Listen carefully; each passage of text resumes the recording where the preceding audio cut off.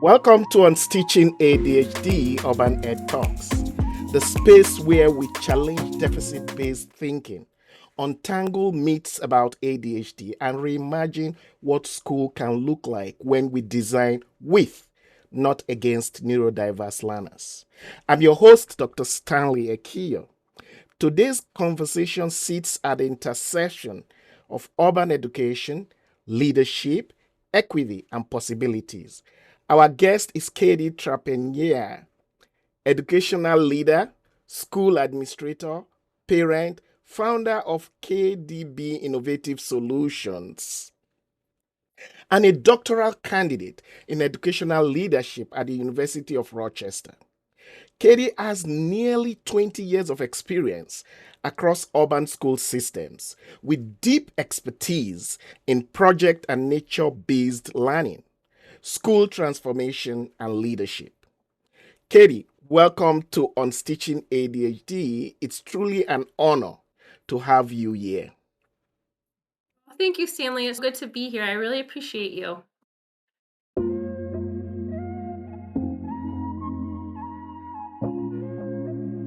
Thank you. So let's start with off-task difficulty or difficult students, right? Can you share a moment when a student, once labeled off-task or difficult, showed their brilliance after the learning environment changed? What did that teach you about ADHD? Yeah, I really appreciate that question. There have been individual students in which that had occurred, but I have to say the most poignant mindset shift for me was when I noticed it was more than just one or two students. It was when we had just come back from COVID. I had been a ninth grade administrator and community site coordinator, and I was transitioning back to school 12. Now, this time as principal, I was the assistant principal prior to that. And what I noticed was that our community, although I knew it very well, was different after COVID. It had been about a year where students had engaged in more screen time, and we were getting back to school where they were in person. And what we were noticing was students having more social emotional needs.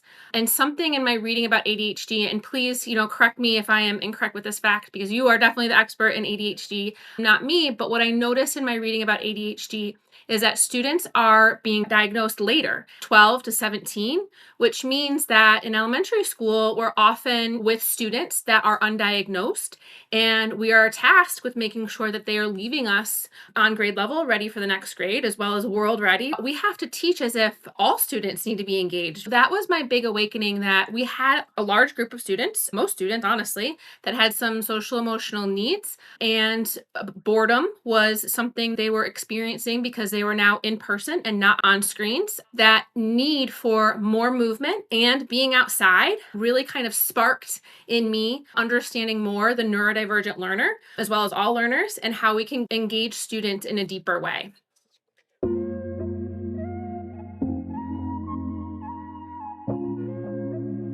Thank you for bringing up that issue. In most urban areas, they are not diagnosed, but there are people who see it as a stigma, something they don't want to talk about, they don't want to deal with. And some people believe, as soon as you get that diagnosis, people treat you differently, you are on medication, you have a problem. Awareness is a real problem in most urban settings. You're right about that. Thinking about everybody in the classroom as somebody who needs our support, getting to know our students so that we can support them. I always love to go into my guest stories about their journey because I think it's important for us to understand the passion, why people do what they do. It's not easy what you do, right? So, my question here is, was there a moment in your personal or professional journey that changed how you understood students with neurodiverse needs? I know you touched a little bit on that, and that shaped the work you do today. I really appreciate that question. I think we're all a work in progress and continue to be, myself as well. My journey started in Charlotte, North Carolina. I'm from Rochester, but there weren't any jobs when I was looking to be a teacher in my early 20s. Charlotte, North Carolina was hiring, and it was a blessing to move there and learn the things they were doing to making sure that students were on grade level when they left you. So we did a lot of turnaround work down there, mastery of standards. When I came home, I was like, oh, wow, like our students can read on grade level. All students, actually. My background is English as a new language. I was passionate about teaching students, being a second generation American myself, passionate about teaching students that English was their second language. What I realized was a lot of the strategies that we are using for English with English language learners are strategies that are good for all kids, right? It's that explicit teaching and then that release of inquiry that really unleashes the brilliance in every kid. And so I love what you said about ADHD, people thinking of it as a disability. And I've been watching a lot of your podcasts. And when you said different ability, that was a really big aha for me because there is a brilliance in each and every single one of our children that are sitting in front of us. It is our job as educators to truly unlock that brilliance by tapping into their spark, their purpose. All kids are truly able to make growth and be on grade level. It's how we deliver that material that is allowing our students to really have the success they need. Charlotte taught me grade level standards, priority standards, making sure we teach to the grade level so that no student is left behind, then doing it in ways where we're scaffolding up towards that grade level experience. When I moved home to Rochester, I was like, okay, wow, we've got some work to do in our ELA and math scores, and I know how to do it. I've got this training from Charlotte. What was missing in that training was the aspect of joy in learning. And two places really taught me that experience of how important it is to be both, grade level and standard focused, but also bringing joy into learning to spark all students.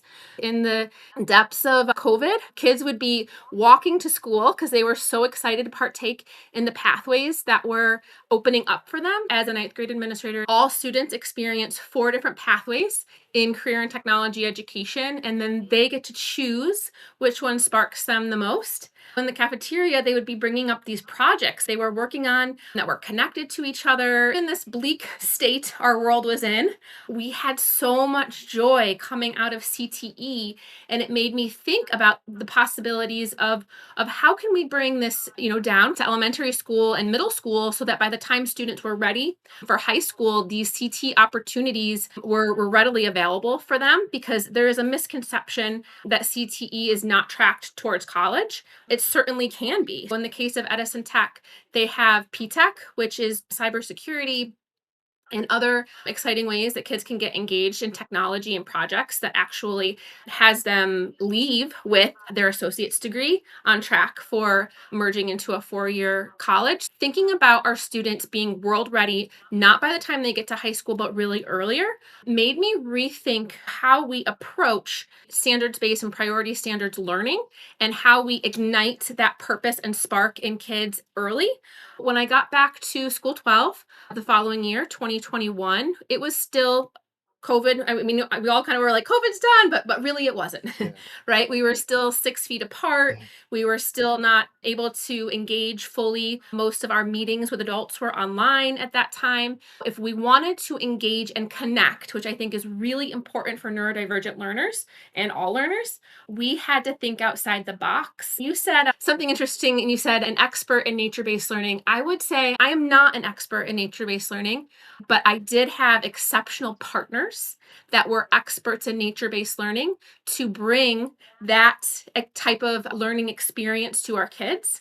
So if we think about project-based learning being the large umbrella, or problem-based learning, how kids are thinking about a problem they have. Nature-based learning sits right under that, using nature as the experience to problem solve. So they both really do go together, and both experiences we were trying to bring to our kids at school. Lucky enough to be exposed to exceptional partners that were able to show me what learning could look like while being strategic in thinking about those priority standards and re-looping those for every student to be on grade level, but also doing it in a way that brings exceptional joy and engagement. Because again, going back to that neurodivergent learner, you're trying to combat boredom. Your emotional regulation, that was a big thing when we got back. So we didn't start kind of full scale project based learning that very first year. We really tried to tap into SEL and how the SEL experience and nature based learning went together before we elevated it up. Something else I noticed about all learners, particularly neurodivergent learners, is that movement really helps to accelerate learning and give students the ability to work in authentic ways. The goal being world ready and on grade level to move to the next grade. But I really want to just kind of go back to it has been all the different experiences that have made me the educator today and the different mentors along the way that pointed me in the direction of, maybe you should study this a little bit more or think about that. So grateful for my path and also grateful to continue to learn. But I am 100% sure that project based learning and nature based learning changed the way that our students and our educators showed up at school. There was more joy, more engagement, more excitement. We met our measure of interim progress in both ELA and math. It is true that you can do both. You can measure towards the standards and make sure all students are exposed to grade level while also bringing joy to that learning experience.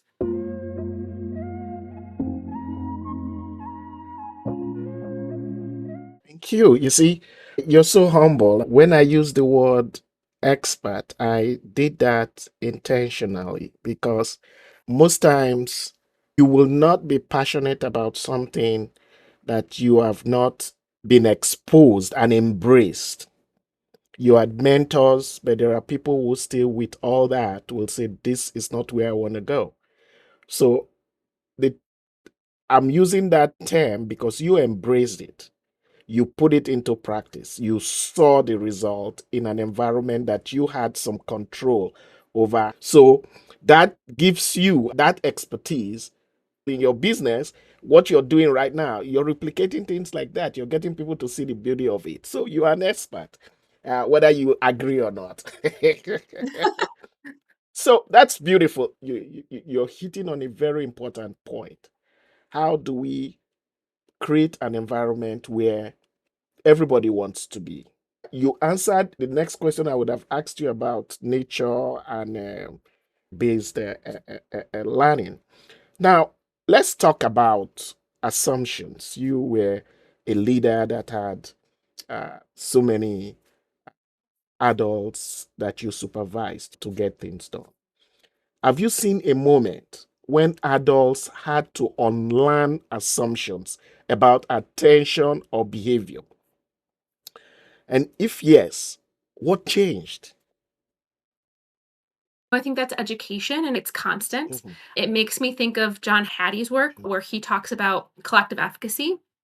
The only way we do this is if we do this together, mhm, changing those beliefs about kids that they can do it mhm, and that every kid walking into our building has a true gift that we are there to help them unpack. mhm, So I have, I've been in rooms where we're using not student centered language. It's important to first redirect that language and then grow others with you in that collective efficacy that are also modeling how we want to show up and talk about our kids. Because if we think about it, our kids that are sitting in front of us are our future leaders in the city of Rochester, in our nation, and in our world. What a gift it is to have that in front of us, and also what responsibility we have, right?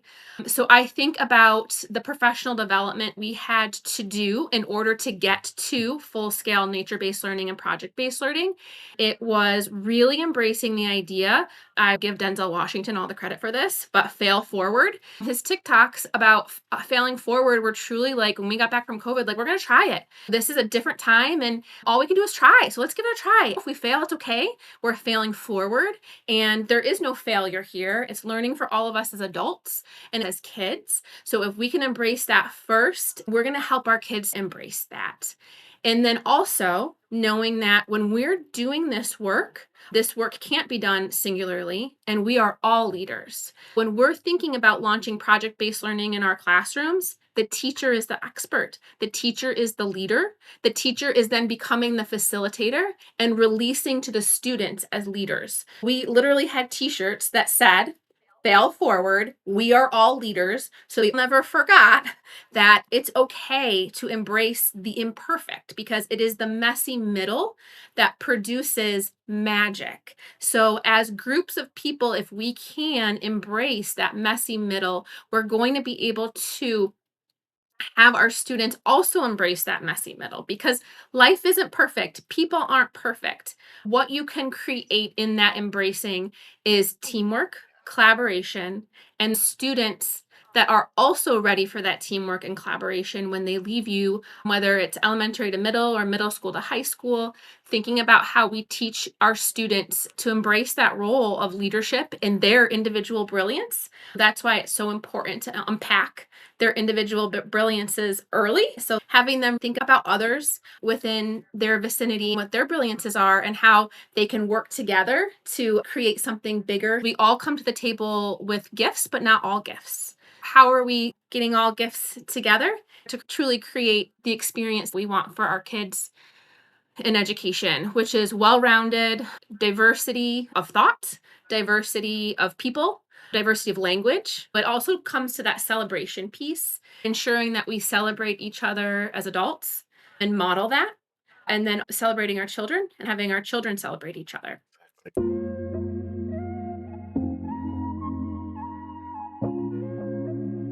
Excellent. Now, parent educator. As being both an educator and a parent, shaped how you think about attention deficit hyperactivity disorder and school family partnership? Yeah. Thank you for that question. I think being a parent is one of the hardest things, and it's very different than being the educator. And I didn't understand that until I became a parent. And kind of thinking about what I've been currently reading about ADHD and how it's usually diagnosed later, it does make me think about my daughter, maybe thinking about getting her tested earlier. She does get bored easily and some emotional regulation. Exploring that, maybe it's not for sure, but I think as a parent, just kind of checking in with that. I think there is kind of a pendulum. There's a different degree in which students are ADHD. If we're thinking about how we can help students uncover their gifts early, it's really understanding their needs early. She's a different thinker than me, and her interests are different than mine. She likes video games, which horrifies me. And because I also know what screen time does to the neurodivergent brain, but it really excites her. So she's really into Minecraft and building and engineering and math. She has a very different brain than mine. And so some things that I have been doing as a parent, I want her to be also a problem solver and a reader. So, thinking about her love of Minecraft and getting her those books that talk about the characters that she really likes and the experiences and the building that she likes, to pair those things together so she's getting a well rounded experience of both the games that she really likes to build, but also the literacy that's going to help her be successful as she moves from first to second grade. Because we all know first grade is the grade that you have to have the largest amount of gains in order to be on grade level for second grade. So as a mom, I'm trying really hard to make sure I'm exposing her to grade level reading material. But I have to be honest with you, if it's not something that interests her, she doesn't want to do it. The educator in me is like, this is really hard. But also just reaffirming that we need to know our kids and what they really enjoy in order to spark them. Then we can move to things that are unfamiliar, right? But we have to spark them first. Yes. It has just been more of an affirmation for me as a parent.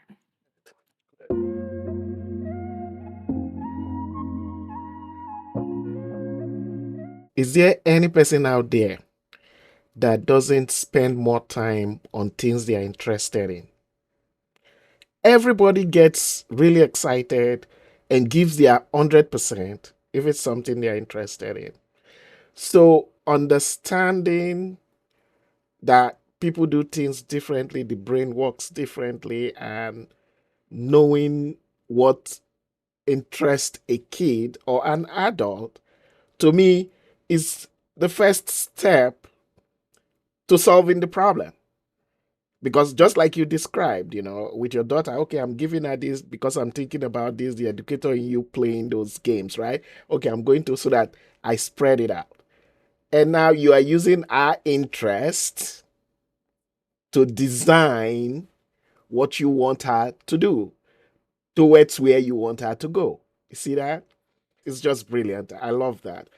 Now, let's talk about equity in urban schools, right? Yes.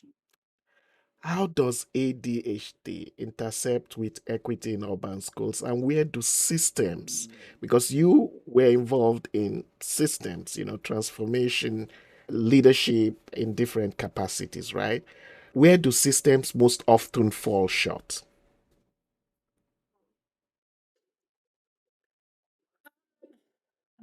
Well, I think it sometimes is the thought process of adults and what they believe kids can do. I think we don't realize how much that comes into play when we're designing systems. It's really undoing that thought process of can't to can.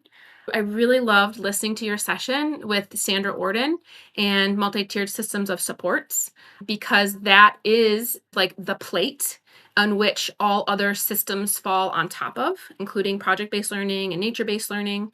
When we're thinking about the plate, which is multi-tiered systems of supports, and what we're offering students and how those pieces interconnect, it is making sure that we have coherent systems that talk to each other, that we have master schedules that have all kids in mind. Something that I would do as a leader is always schedule in for our most vulnerable populations, being our students with special needs, as well as our English language learners. Once we had them scheduled in, we would schedule for all other students in the school, making sure they had equitable access to all programming that we had available at the school.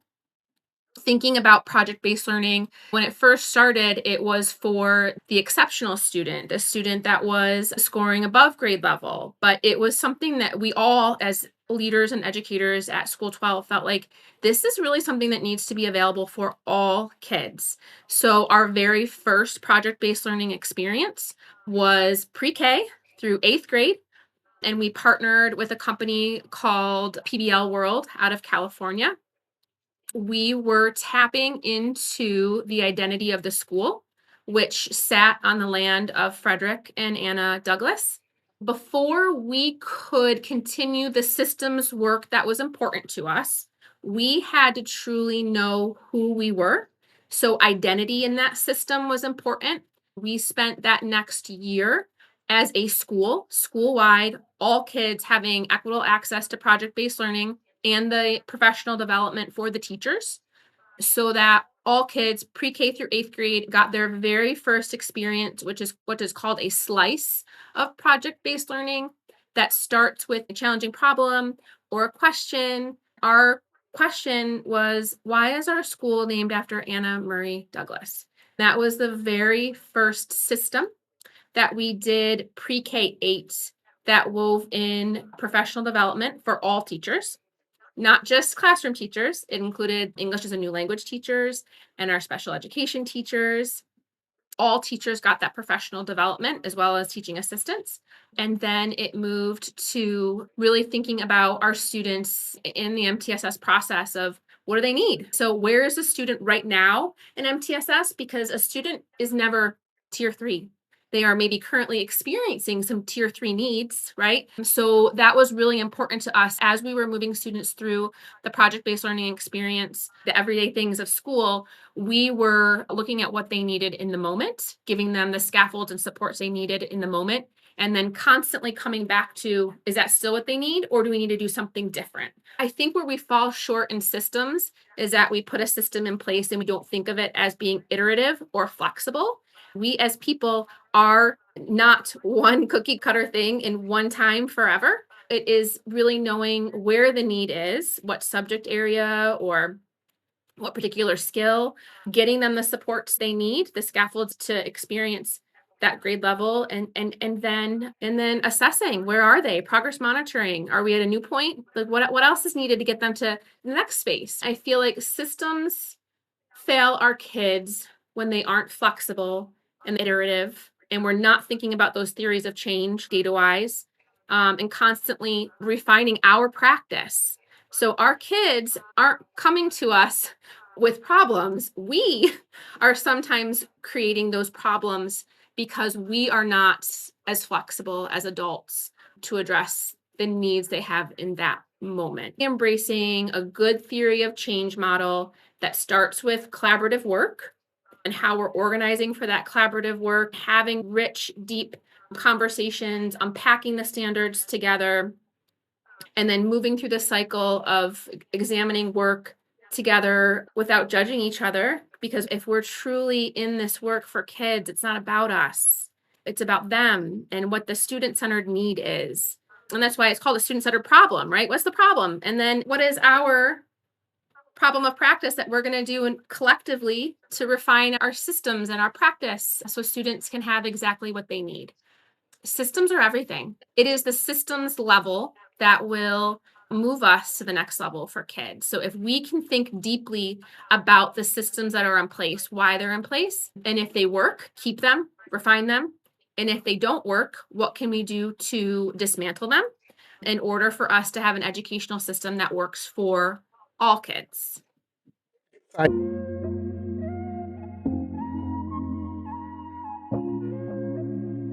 I always say a plan is a museum piece. It's Mhm. beautiful, it's there. Yep. It cannot Right. move forward until you add the ing, it becomes planning, which means you are constantly reviewing, adjusting, and going on, right? If you can't do that, and most systems don't work because we have a beautiful plan. And year in, year out, the plan is there. Nobody's adjusting it. Planning is what we have. It's not static. It has to be flexible because we are in a dynamic setting. And we make decisions at times in the flare before you know it because things just keep going. Things just keep happening. So thank you for bringing that up. And now I'll take us to the next big question when we talk about engagement. Uh, Engagement is an interesting word because a kid sitting in class looking at you, following all the rules, might be described as engaged. A kid being compliant does not equal to engagement and success. Right. So, how would you describe from your experience in all the schools you've been to how project based learning shift engagement for students who didn't fit into the traditional mold, that traditional crisscross applesauce? Yeah.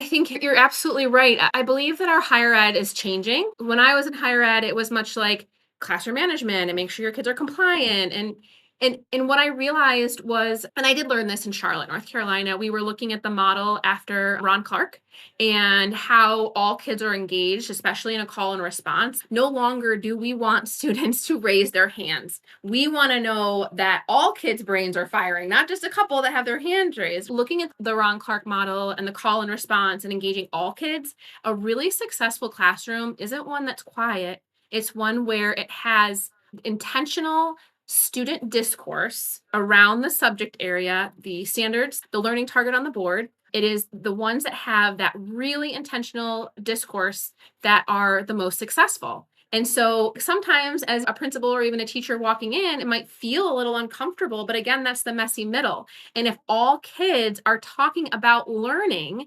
that is the ultimate, that is kind of the pinnacle of how you want learning to happen in your schools. And even if you're thinking about the Charlotte Danielson rubric, They're talking about kids being the facilitators of their learning. The kids are the ones talking, not the adult. In schools, how important it is to shift, especially for us as educators coming through higher ed during that time of classroom management is everything. We as educators have to shift our thinking in order for our students to have the kind of experience we know is important for them to be the leaders in our community, nation, and world future forward. So I think project-based learning allows us to encourage our teachers to pick 1 or 3 priority standards, unpack them, understand them deeply, and then let's think about some inquiry questions that we can ask of our students so that their brains are now going towards purposeful rabbit holes that are directly connected back to the priority standards that are going to get them on grade level.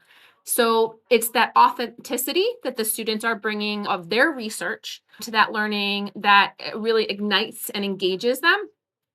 So I think about some of the project-based learning experiences that we did at School 12. One of them was Individually We Are a Drop, where we had students explore our identity as it relates to Rochester and the importance of Douglas's in Rochester and how special we were to be learning on that land. The next space was for them to unpack their own identities. In that project-based learning experience, they explored what made them really special and the work of Zaretta Hammond. We went through the leaves, the trunk, and the roots of the tree. The leaves are, what we see, but the trunk is some things that maybe we don't see, but maybe are heard. And the roots are the things that spark us and sometimes upset us. Knowing when we have a student that is neurodivergent, has some ADHD needs, we might have hit their root. And that's actually the answer and how to spark learning. Take notice of those things because they can be the plug that can allow them to kind of move into that student voice piece of their learning and also that reflection. So we ended that Individually We Are a Drop, Together We Are a Great Lake, where we had students explore water in all different ways, whether it was the Flint water, the Michigan problem, access to fresh water here in Rochester, or some students studied the Erie Canal. All different grade levels took a different take. Within those grade levels, the students also went down based on their 1 to 3 standards, what interested them. So I want to tell the story of an amazing educator. She was a bilingual social studies teacher that took a chance. Project-based learning is a risk for the teacher and the student. She said, I want my kids to pick the project they're going to work on and advocate for the project. And us as adults were like, I wonder if they want to do some work on the pond that's right close to school. We could use some student voice and advocacy there. The students were like, that's not really a project that excites us or that we want to be a part of. What we'd really like to do is we would like a water fountain on the back of our building. And we were like, but that building doesn't belong to us. That's the city of Rochester. They're like, we can learn about public advocacy and we can learn about being citizens and we can bring our problem to the school board and to city council and we can see if they can help us solve this, right? The students were always right. And it was their voice that showed us as adults through passion and collective purpose, because all the students were working together to get this water fountain on the back of School 12, really leads to successful results. And what it teaches kids is that their voice matters and that when they stand up for something and they do it together, they can make real change in our Rochester community. It was so neat to see the level of involvement at the Rochester City School District from the operations standpoint, as well as the city of Rochester and the commissioners coming together to make sure this happened for kids. I just want to give kudos to the teacher that really took the risk to make that happen for kids, because that was the experience that ignited engagement more than anything. And now the students that partake in that project, they can come back with their kids years later and say, look at what we did as students here. And then they're also taking that confidence with them into high school because they were middle schoolers moving on to high schoolers. So I just want to tell educators out there that project-based learning does feel a little bit uneasy. And it really is letting your educators and your students take the wheel in order to have authentic engagement.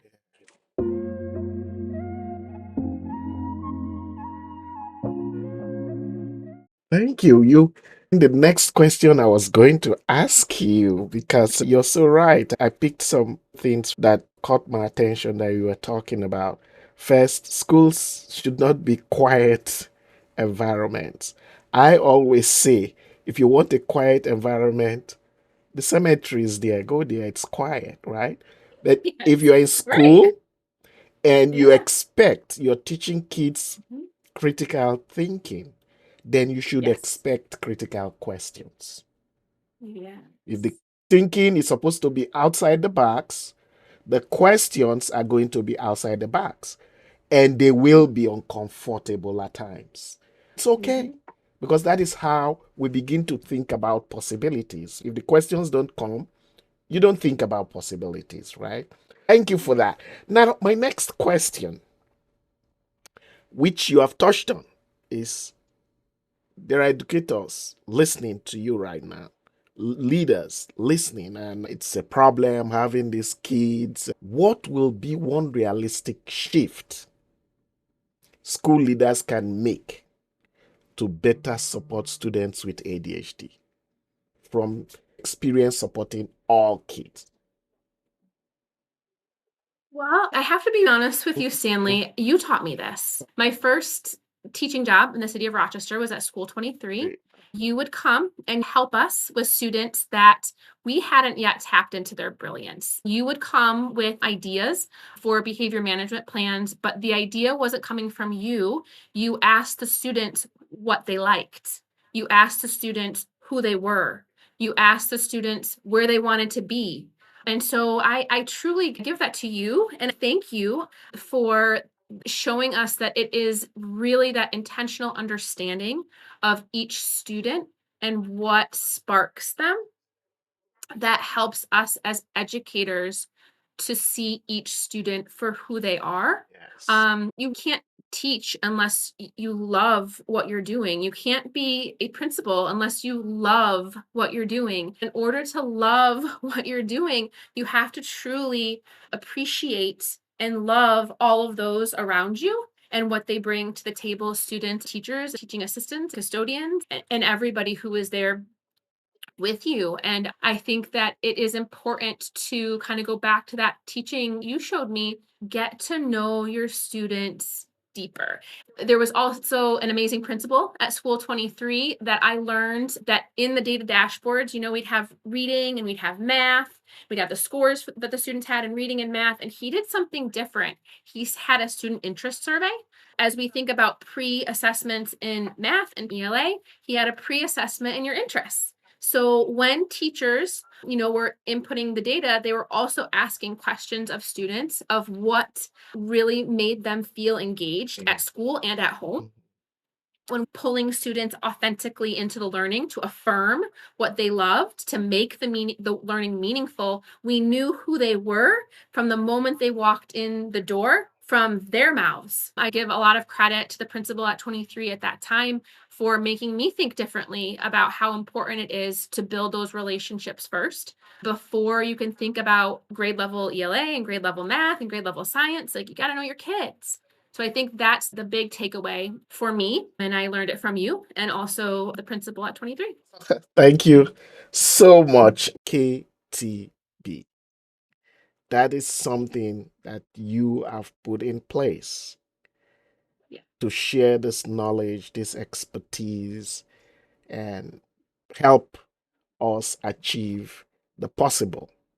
You know, tell us, KTB Innovative Solutions, Mhm. what work do you do, and how can listeners connect with you? Awesome. I really appreciate that. KTB Solutions started from one of my leaders that led me. She said, I'd like you to explore some consulting with the city of Rochester, the mayor's office, and how you could help us with strategic planning. Thinking about my work in Charlotte and how I enjoy planning backwards towards really big goals, I was excited to do that. It was out of my realm. It wasn't education, it was a different department. I had my first experience of doing strategic planning with a large group of volunteers, leaders within this organization, and employees pulling it together so that the strategic plan was their voice. So it was actually similar to project-based learning, where you're really thinking about what's important to the organization and where they want to go. I also, through KTB Solutions, have done some English as a new language consulting, where I have gone out to districts and done a series of how we can ensure that we're thinking about the portrait of a graduate and how our English language learners are using the blueprint for ELS in order for us to level up learning for each and every student, including our English language learners. And I truly do believe that a lot of those blueprints will work for the neurodivergent learner as well. I have also done some grant writing. I've partnered with a wonderful organization called Agape that does work for primarily girls and girls of color in the Maplewood neighborhood, which is where my family is from, and was able to write a grant for them that allowed them to have the summer program last year. And another thing I truly love to do, and KTB's Innovative Solutions allowed me to do this, is branding. Some of the work of moving School 12 from 14% proficient, moving towards proficiency, was a lot of branding. I got that experience at Edison Tech first under the leadership there. I learned a lot from the principal there at the time, and then branding at School 12. I had the opportunity to brand this particular summer program for one of our nonprofits that is doing awesome things in our city.